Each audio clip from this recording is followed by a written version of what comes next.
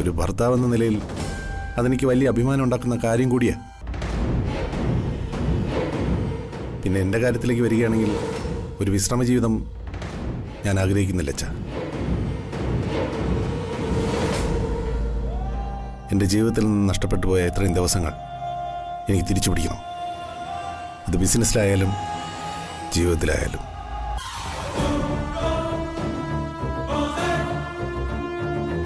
ഇനി ഒന്നും ചെയ്യാതെ ഞാൻ ഈ വീട്ടിലിരുന്ന എനിക്ക് ഭ്രാന്ത് പിടിക്കുക അച്ഛാ. അതുകൊണ്ട് പഴയ തിരക്കുകളിലേക്ക് എനിക്ക് മടങ്ങിപ്പോണം. കുറേ ഉത്തരവാദിത്തങ്ങൾ ചെയ്തു തീർക്കുകയും വേണം. എല്ലാം നിന്റെ ഇഷ്ടം പോലെ. നിന്റെ കാര്യങ്ങളും അവസ്ഥകളും നിനക്കല്ലേ അറിയൂ. അതുകൊണ്ട് നീ തന്നെ എല്ലാം തീരുമാനിച്ചാൽ മതി. ഇത് പറയാനാ നിന്നെ കാണണമെന്ന് പറഞ്ഞത്.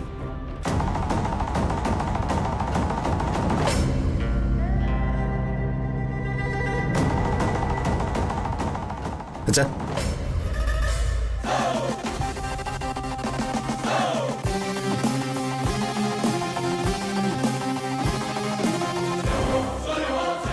എനിക്ക് അച്ഛനോടൊരു കാര്യം പറയാനുണ്ട്. ഞാനില്ലാതിരുന്ന സമയത്ത് എല്ലാം നോക്കി നടത്തിയിരുന്നത് അവന്തികയാണെന്ന് അച്ഛൻ പറഞ്ഞു. ഇതെല്ലാം അവന്തികയെ പോലെ ഒരാൾ ഒറ്റയ്ക്ക് ചെയ്തു എന്ന് പറയുമ്പോൾ എനിക്ക് മനസ്സിലാവും ഇവളെത്രമാത്രം കഷ്ടപ്പെട്ടു എന്ന്. അതുകൊണ്ട് ഇനി അങ്ങോട്ട് അവന്തിക ഇവിടെ ഇരുന്ന് വിശ്രമിക്കട്ടെ.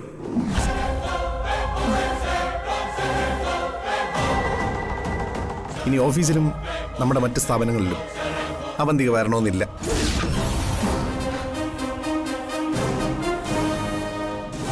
ഞാനെല്ലാം മാനേജ് ചെയ്തോളാം. സഹായത്തിന് സച്ചിൻ സന്ദീപൊക്കെ ഉണ്ടല്ലോ. അയ്യോ നന്ദേട്ടാ,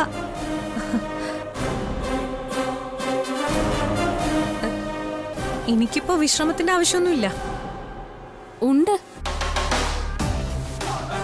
ഞാൻ ഈ വീട്ടിലേക്ക് വന്നത് മുതൽ കാണുന്നതാ അവന്റെ അടുത്ത് ഒറ്റയ്ക്ക് കിടന്ന് ഓടുന്നത്.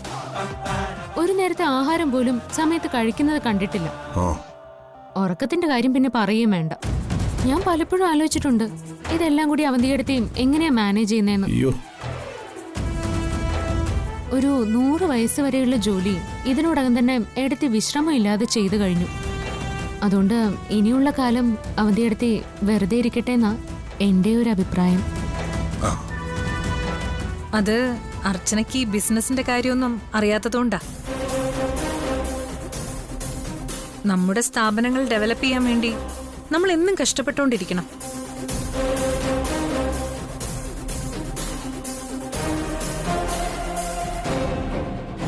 ഇത്രയും തിരക്കുകളിൽ നിൽക്കുമ്പോ ഞാനതൊക്കെ വിട്ട് പെട്ടെന്ന് മാറാന്ന് പറഞ്ഞ അതത്ര എളുപ്പമുള്ള കാര്യമൊന്നുമല്ല. എനിക്ക് ബിസിനസിനെ കുറിച്ചൊന്നും അറിയില്ല. എങ്കിലും എടുത്ത് ഈ കുടുംബത്തിന് വേണ്ടി രാവും പകലും ഇല്ലാതെ അധ്വാനിക്കുന്നത് കാണുമ്പോൾ നല്ല വിഷമം തോന്നിയിട്ടുണ്ട്.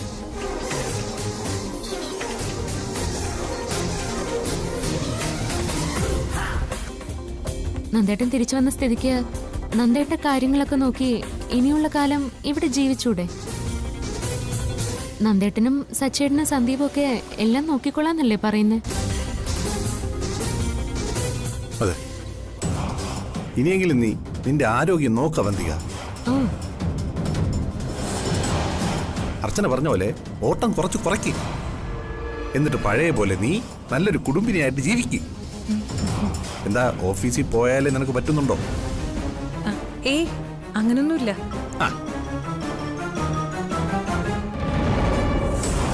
ഇവര് പറയുന്നതിലും കാര്യമുണ്ട് മോളെ. എത്രയെന്ന് കരുതിയാ നീ ഇനിയും കഷ്ടപ്പെടുന്നത്? നന്ദൻ എല്ലാം പഴയ പോലെ നോക്കിക്കൊള്ളാന്ന് പറയുന്ന സ്ഥിതിക്ക് വെറുതെ ഓഫീസിൽ പോയിരുന്നിട്ട് എന്താ കാര്യം? പിന്നെ ഈ കുടുംബം മുന്നോട്ട് കൊണ്ടുപോകണം. ഇവിടുത്തെ എല്ലാ കാര്യങ്ങളും നോക്കണം. അർച്ചനയുണ്ടല്ലോ. അർച്ചന വരുന്നവരെ ഈ കുടുംബത്തെയും ബിസിനസ്സുകളും എല്ലാം നീ വണ്ടിക്കാള വലിക്കുന്ന പോലെ വലിച്ചു. ഇനി അർച്ചന പറഞ്ഞ പോലെ നീ ഇവിടെ വെറുതെ ഇരുന്നാ മതി. പിന്നെ ഭർത്താവിന്റെ കാര്യങ്ങളൊക്കെ നോക്കി ജീവിക്കുന്നത് അത്ര നിസ്സാരമായി കാണേണ്ട ഒന്നല്ല.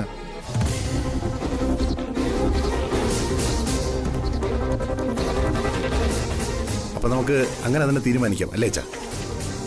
ഇനി മുതൽ അവന്തികയെ ഓഫീസ് കാര്യങ്ങളൊന്നും ഏൽപ്പിക്കുന്നില്ല. എല്ലാം നിന്റെ ഇഷ്ടം.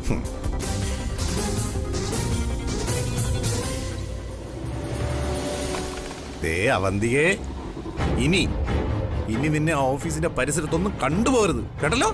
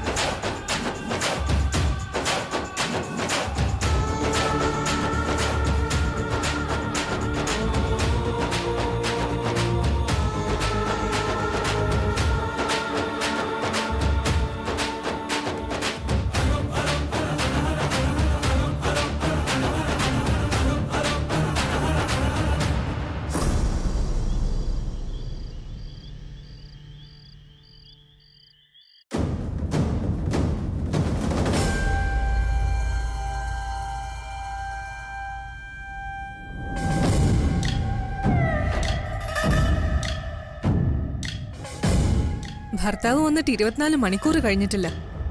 അതിനു മുൻപ് തലയെ കൈവച്ച് തുടങ്ങിയോ എന്റെ ചേച്ചി? അനഘേ, നീ നിന്റെ കാര്യം നോക്കി പോവാൻ നോക്ക്. പിടിവിട്ട അവസ്ഥയല്ല ഞാൻ. ഇനിയിപ്പോ അവനവന്റെ കാര്യം നോക്കി തന്നെ ജീവിക്കാം. അങ്ങനെ ആ കാര്യങ്ങളുടെ പോക്ക്. നിന്നോട് ഒരു തവണ ഞാൻ പറഞ്ഞു ഇറങ്ങി പോവാൻ. ഇനി ഇവിടുന്ന് വല്ലതും പറഞ്ഞ ചേച്ചി എന്തിനാ എന്നോട് ദേഷ്യപ്പെടുന്നത്? ഞാൻ എന്ത് ചെയ്തു? അല്ല, ഞാൻ ചേച്ചിയോട് ഒരു കാര്യം ചോദിക്കട്ടെ. നന്ദേട്ടൻ തിരിച്ചു വന്നത് ചേച്ചിക്ക് സന്തോഷാണോ അതോ? ഈ നോട്ടത്തിൽ നിന്ന് തന്നെ എനിക്ക് മനസ്സിലായി സന്തോഷമല്ലെന്ന്. സന്തോഷിക്കാൻ ചേച്ചിയുടെ ഭർത്താവ് വന്നതേ ദുബായിൽ നിന്നൊന്നും അല്ല. ദേ, സേതു രാജാവിന്റെ പുതിയ കൽപ്പന. അവന്തിക ഇനി ഓഫീസിലെ കാര്യത്തിലൊന്നും ഇടപെടണ്ട, ഭർത്താവിന്റെ കാര്യവും നോക്കി ഈ വീട്ടിലെ കാര്യവും നോക്കി ഇവിടെ ഇരുന്നോളാൻ. കൈയടിച്ച് പാസ്സാക്കാനും സപ്പോർട്ട് ചെയ്യാനും നന്ദനും അർച്ചനെ. എനിക്കറിയാം ഇതവര് രണ്ടുപേരും കൂടെ എനിക്ക് പണി തന്നതാണെന്ന്. എന്റെ സംശയം അതല്ല ചേച്ചി. ഈ നന്ദേട്ടൻ എന്ന് പറയുന്നവൻ കുറെ വർഷമായിട്ട് വേറെ എവിടെയോ ആയിരുന്നു. അർച്ചനെ എങ്ങനെയോ കണ്ടുപിടിച്ച് കൊണ്ടുവന്നു. തിരികെ വന്നപ്പോ മുതലും അയാൾക്ക് ചേച്ചിയോട് ദേഷ്യമാണല്ലോ. അതെന്താ കാര്യം? ഇനി ചേച്ചിയുടെ കാര്യങ്ങളെല്ലാം അർച്ചനെ സന്ധ്യയും പറഞ്ഞു കാണോ? അതൊന്നും അല്ല കാര്യം. പിന്നെ കാര്യം എന്താന്ന് പറയേ ചേച്ചി. ഞാൻ അയാളെ ഇത്രയും നാള് പൂട്ടിയിട്ടിരുന്നുണ്ട്.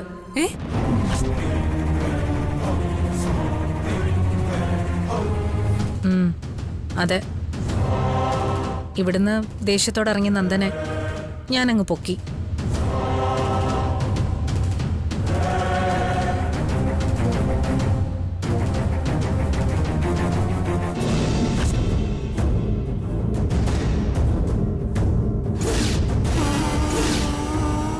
അച്ഛനുമായി വഴക്കിട്ട് വീട്ടിൽ നിന്ന് ഇറങ്ങിപ്പോയവൻ ജീവനോടെ ഉണ്ടോ മരിച്ചോന്ന് പോലും ആർക്കും അറിയില്ല. അറിയാവുന്ന ഏകയാൾ ഞാനാണ്. ഈ ഞാൻ മാത്രം.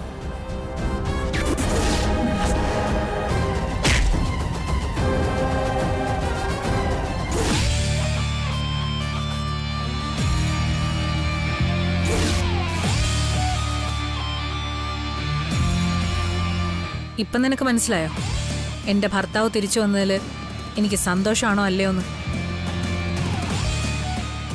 ചേച്ചി, എനിക്കത് വിശ്വസിക്കാൻ പറ്റില്ല എന്ന് എനിക്കറിയാം. പക്ഷേ സംഭവിച്ചത് അത് തന്നെയാ. ആരോടും പറയാതെ, നിന്നെ പോലും അറിയിക്കാതെ ഇത്രയും വർഷം എൻ്റെ കാൽ കീഴിൽ ഞാൻ അവനെ ചവിട്ടി അരയ്ക്കണമെങ്കിൽ ഈ കുടുംബത്തോടും ഇവിടെ ഉള്ളവരോടും എത്രമാത്രം പകയുണ്ടെന്ന് ആലോചിച്ചാൽ നിനക്ക് മനസ്സിലാവും. അങ്ങനെ തടവിൽ കഴിഞ്ഞവനെയാ അർച്ചന പോയി രക്ഷപ്പെടുത്തി കൊണ്ടുവന്നിരിക്കുന്നത്. എന്നിട്ട് അയാള് ചേച്ചിയോട് ഇതേപ്പറ്റി ഒന്നും ഇതുവരെ ചോദിച്ചില്ലേ?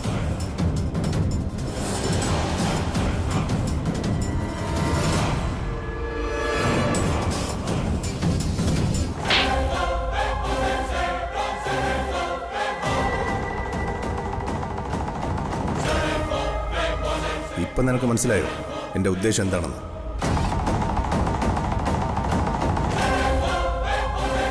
ഇത് എന്നോട് കാണിച്ച കൊള്ളരുതായ്മയ്ക്കും എന്നെ ദ്രോഹിച്ചതിനും.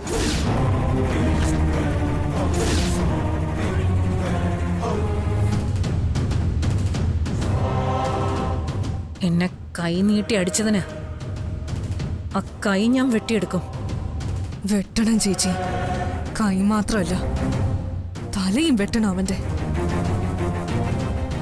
എന്നിട്ട് അർച്ചനെ കണ്ടം തുണ്ടമായി വെട്ടി മുറിക്കുന്നിടത്ത് അവിടെയാണ് ഇന്ത്യൻ ചേച്ചിയുടെയും വിജയം. ചേച്ചി എവിടെയിട്ട് കഷ്ടപ്പെടുത്താന്ന് കരുതിയിട്ടാവും അവൻ ആരോടും ഒന്നും പറയാത്തത്. നന്ദന്റെ അർച്ചനയുടെ ആ മനസ്സിലിരിപ്പ് നമുക്ക് പൊളിക്കണം.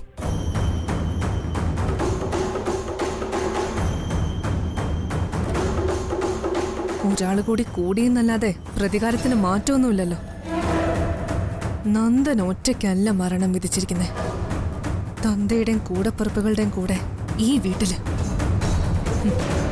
അതിനാ അർച്ചന മുഖാന്തരം നന്ദൻ ഇപ്പൊ ഇവിടെ എത്തിയത്. ഇനി അഥവാ നമുക്കെന്തെങ്കിലും പാളിച്ച വന്ന, ഈ കുടുംബത്തെ തകർക്കാൻ നമുക്ക് ഒറ്റയ്ക്കാകാതെ വന്ന, പുറത്തുനിന്ന് ആളെ സഹായത്തിന് വിളിച്ചെങ്കിലും നമുക്കെല്ലാം നടപ്പാക്കണം ചേച്ചി. ഞാൻ നടപ്പിലാക്കിയാ മതിയോ?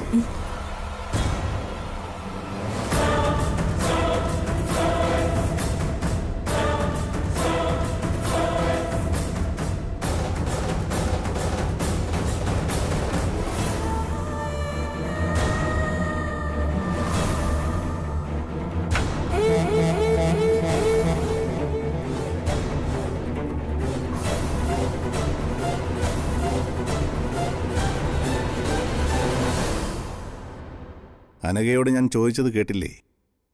ഈ കുടുംബത്തെ തകർക്കാനും ഇവിടെയുള്ളവരെ ഇല്ലായ്മ ചെയ്യാനും ഈ ഞാൻ മതിയോന്ന്. വീടിനകത്ത് ആളുള്ളപ്പോ എന്തിനാ പുറത്ത് നാളെ കൊണ്ടുവരുന്നത്? അപ്പൊ എന്റെ ഊഹം തെറ്റിയില്ല. ചേച്ചിയെപ്പോലെ തന്നെ അനിയത്തി. ഞാൻ ദേ ഇവളെ തലക്കടിച്ച് കൊന്നാലും ഇവളുടെ പ്രതികാരം പൂർത്തിയാക്കാൻ ഒരു പിൻഗാമി കൂടി ഉണ്ടെന്നറിഞ്ഞതിൽ വളരെ സന്തോഷം. അതെ, എന്റെ പകരക്കാരി തന്നെയാ ഇവള്.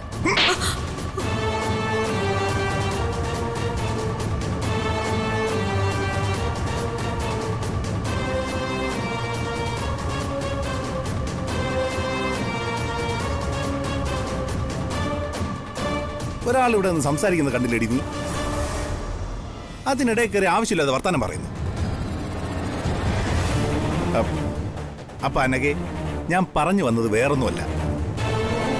ഇനി പഴയതുപോലെ ഇവളുടെ പുറകെ നടന്ന് കുത്താനും കൊല്ലാനും ഒക്കെ നടന്നാൽ ദേ ഇപ്പൊ ചേച്ചിക്ക് കിട്ടിയത് കണ്ടല്ലോ, അതുപോലെ നീയും മേടിക്കും എന്റെ കയ്യിൽ നിന്ന്. ചെറിയ പ്രായമല്ലേ നിന്റേത്. ഫ്രണ്ട്സിനോടൊപ്പം അടിച്ചു പൊളിച്ച് നടക്കേണ്ട ഈ സമയത്ത് നീ ഇങ്ങനെ ഞങ്ങളെ എല്ലാവരെയും കൊല്ലുന്ന കാര്യവും പറഞ്ഞ് നടന്നാൽ എങ്ങനെയാ മോളെ? നിനക്ക് നല്ലത് പറഞ്ഞു തരാനും നിന്നെ നേർവഴിക്ക് നടത്താനും ആരുമില്ല. ഒരെണ്ണം ഉള്ളതാണെങ്കിൽ ഇങ്ങനെ ആവുകയും ചെയ്തു. അതുകൊണ്ട് എന്റെ സ്നേഹയെ പോലെ കണ്ടുകൊണ്ട് ഞാൻ പറയുക, നിനക്ക് നല്ലൊരു ജീവിതമുണ്ട്. ആ ജീവിതം ജീവിക്കാൻ നോക്ക്.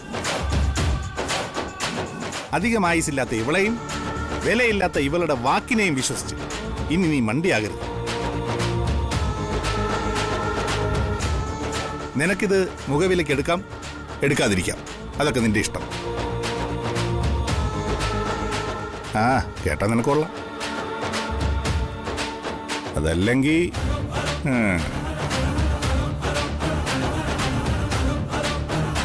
അതെ, ചേച്ചിയോട് സംസാരിച്ചു കഴിഞ്ഞെങ്കിൽ ഒന്ന് പോവാവൂ? കുറേ വർഷങ്ങൾക്ക് ശേഷം എനിക്കൊന്ന് മനസ്സമാധാനമായിട്ട് ഉറങ്ങണം. അയ്യോ, വിഷമൊന്നും വിചാരിക്കണ്ട. ഇനി മുതൽ ചേച്ചി ഈ വീട്ടിൽ തന്നെ കാണും. വേറെ ഒരിടത്തും പോവാനില്ലല്ലോ. അതെ, ചേച്ചിയെ കണ്ടു തീർന്നെങ്കിൽ അനിയത്തി കുട്ടി ചെന്നാട്ടെ.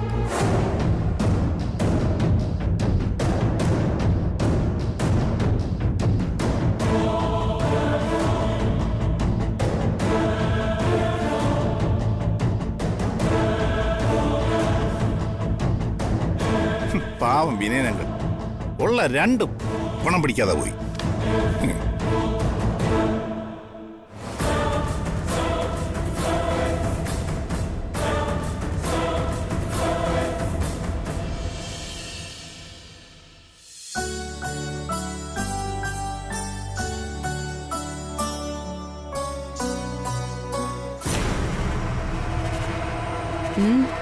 എന്താ ഇന്നു മുതൽ ഞാൻ ഇവിടെ കിടക്കുന്നത്? എന്ത് കാര്യത്തിന്? കാര്യമൊക്കെ ഞാൻ പിന്നീട് പറയാം. നിങ്ങളുടെ സാധനങ്ങൾ എന്താന്ന് വെച്ചാ എടുത്തോണ്ട് വേഗം ഇറങ്ങിക്കേ. ഇറങ്ങാനോ? എങ്ങോട്ടിറങ്ങാൻ? ആ അടുക്കളയോട് ചേർന്നൊരു കൊച്ചുമുറിയുണ്ട്, അവിടെ പോയി കിടന്നു. ഞാൻ ഇവിടേക്ക് വന്നപ്പോഴേ ഈ മുറി ഒഴിഞ്ഞു കിടക്കുകയായിരുന്നു. നീ അവന്തികയോടൊപ്പം അവിടെ കിടക്കാന്ന് പറഞ്ഞതുകൊണ്ടാ ഞാൻ ഇവിടെ വന്ന് കിടന്നത്. അങ്ങനെ നിനക്ക് തോന്നുമ്പോ ഇങ്ങോട്ട് വരാനും മാറാനും താമസിക്കാനും അതൊന്നും നടക്കുന്ന കാര്യമല്ല. ഞാൻ പിന്നെ ഇവിടെ കിടക്കും. ആ അടുക്കളയോട് ചേർന്നൊരു കൊച്ചുമുറി അവിടെ തന്നെ ഉണ്ടല്ലോ, അവിടെ പോയി കിടക്ക്.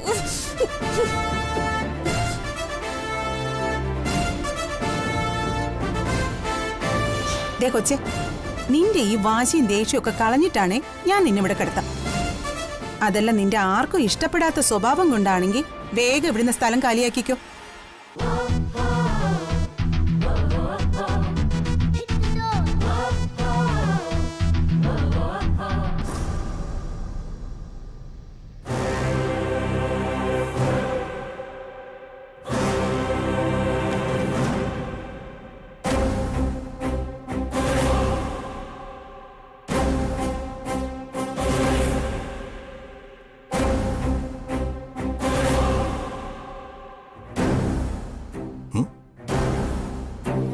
അതെ, എന്ത് ചെയ്യാൻ പോവാ?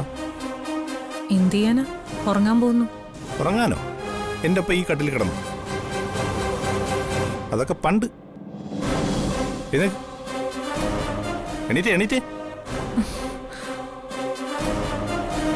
ഞാൻ എന്നാ മാറി സ്നേഹയോടൊപ്പം കിടന്നോളാം. എന്തിന്? ഈ മുറിയിൽ ഇത്രയും സ്ഥലമുള്ളപ്പോ നീ എന്തിനാ സ്നേഹയുടെ മുറി പോകുന്നേ? ഇനി അവിടെ ചെന്ന് കിടന്നിട്ട് ഞാനും നീയും തമ്മിലുള്ള പ്രശ്നം ഇവിടെ എല്ലാവരെയും അറിയിക്കാനാണോ ഭാവം?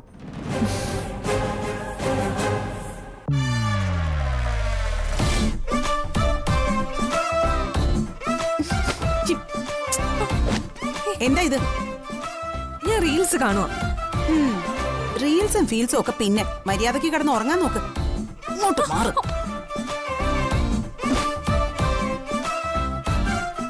കുറച്ചങ്ങോട്ട് നീങ്ങി കിടക്ക്. വിശാലായിട്ട് കിടക്കാനേ ഇത് നിന്റെ ചേച്ചിയുടെ മുറിയൊന്നും അല്ല. അതെ, ഞാൻ എന്റെ ഇഷ്ടത്തിന് ഇതുവരെ ജീവിച്ചത്. അത് ഒരു ദിവസം കൊണ്ട് മാറ്റാനൊന്നും പറ്റില്ല. തോന്നിയവാസം പോലെ ജീവിച്ചിട്ടാ ഇപ്പൊ കിടക്കാനൊരു ഇടം പോലും ഇല്ലാതെ ഇവിടെ ഇരിക്കുന്നത്. അടങ്ങി ഒതുങ്ങി കിടന്നാ നിനക്ക് ഇവിടെ കിടന്ന് ഉറങ്ങാം. അല്ലെ ചവിട്ടി താഴെ ഇടിഞ്ഞ്.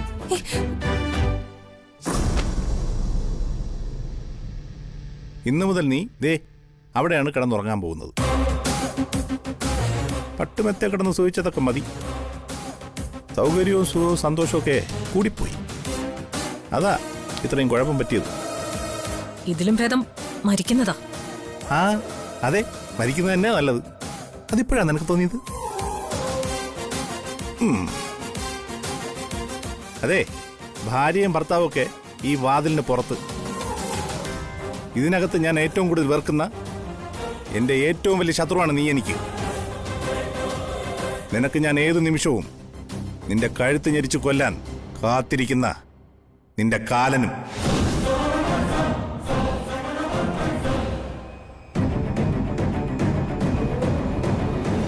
ഇതുകൊണ്ടൊന്നും തീർന്നില്ല. ഇഞ്ചിഞ്ചായി നിന്നെ ഇതിനകത്തിട്ട് കൊല്ലാക്കൊല ചെയ്യും.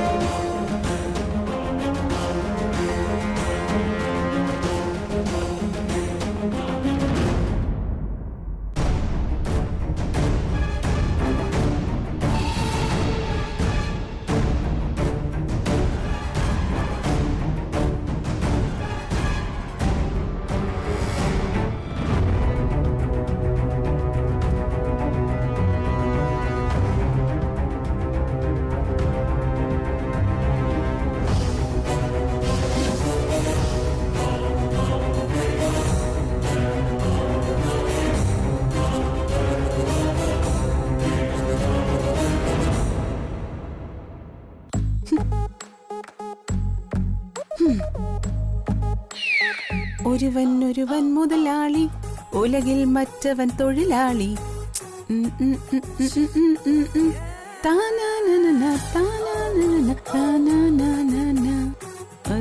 ഒരുവൻ മുതലാളി. അല്ലെങ്കിൽ ഇതൊക്കെ ഇങ്ങനെയൊക്കെ വരൂ, ഇങ്ങനെ വരാവൂ.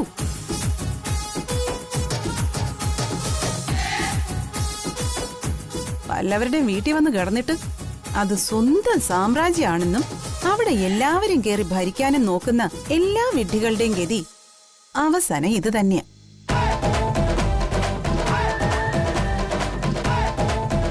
ഒന്ന് നിർത്തോ.